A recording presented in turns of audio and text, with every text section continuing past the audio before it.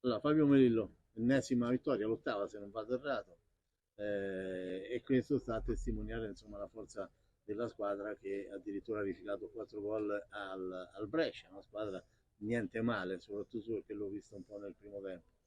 Sì, una squadra, un avversario importante che nel primo tempo comunque ha lavorato tantissimo per impedirci trame di gioco, propositiva perché hanno giocato sempre con tre attaccanti a cercare di risviluppare le azioni, quindi un'ottima squadra, una squadra che aveva fermato il Parma a inizio campionato, quindi ha dei valori. Noi abbiamo recuperato qualche giocatrice rispetto al Verona e abbiamo interpretato bene la gara, abbiamo cercato di dominarla, abbiamo creato tanti presupposti e occasioni. Poi c'è un avversario che in una situazione ci ha fatto male perché psicologicamente ha ripreso la partita che sembrava indirizzata verso delle situazioni favorevoli a noi, quindi anche qui le ragazze sono state molto brave a capire e sono ripartite subito forte nel secondo tempo. Abbiamo trovato il raddoppio con Vigliucci e da là diciamo che abbiamo trovato spazi e opportunità per creare dei presupposti importanti al cospetto di un ottimo avversario ben messo in campo. Noi oltre ai 4 gol abbiamo preso 3 pali, abbiamo creato altre 3-4 situazioni importanti, insomma, quindi sono soddisfatto dal punto di vista del gioco. Senti, una sottolineatura e poi magari ti lasciamo libero. Questa è una squadra che va nel gol con gli attaccanti, con i centrocampisti e con i difensori, perché Vigliucci oggi il quinto gol, Pacioni il terzo gol, Labate a quota 4 o 5, adesso 5 non anche lei, preciso i sì. gol. Insomma, Lombardo che entra e fa gol, Porcarelli fa gol, insomma una squadra portata proprio, no? alla realizzazione. Sì, lavoriamo tanto su questi aspetti, ma sono caratteristiche delle ragazze importanti. Abbiamo comunque dei terminali offensivi che fanno un gran lavoro perché nei momenti difficili oggi, al di là che Valeria Pirone ha trovato anche il gol, però nei momenti difficili Pirone e Tarantino ci hanno garantito veramente tantissimo. E, noi facciamo il primo gol per merito di Tarantino che recupera sulla tre quarti nostra è scivolata un pallone dal quale ribaltiamo l'azione per Valeria.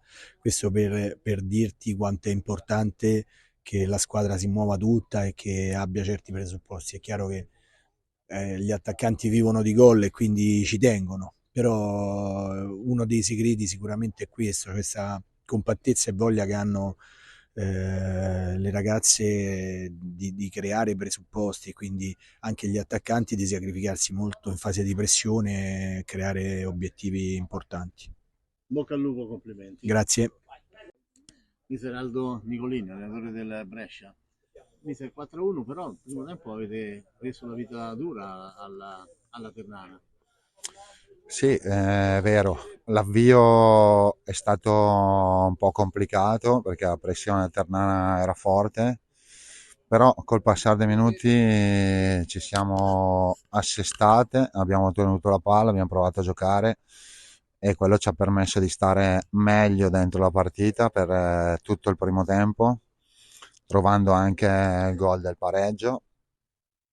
Poi inizio ripresa, il secondo gol ci ha un po' spento l'entusiasmo e ribaltare 2 o 3 volte su questo campo non è assolutamente facile.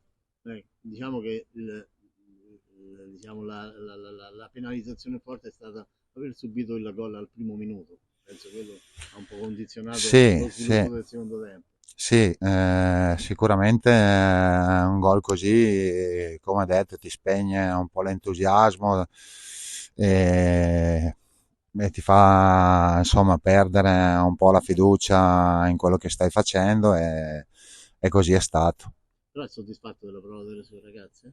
Molto, molto, perché nonostante il punteggio, anche sul 4-1 hanno provato comunque a giocare, a stare dentro la gara e quando il punteggio e così non è mai facile, però loro ci hanno provato fino in fondo e quindi questo è un aspetto molto positivo. E tra le altre cose le fa onore, nel senso che io effettuavo la telecronaca dall'alto, sentivo i suoi incitamenti alle ragazze di giocare anche sul 4-1, di giocare palla, non di essere ancora in partita. Questo le fa Sempre, onore, no? sempre, sempre, perché la nostra crescita passa molto anche da queste cose.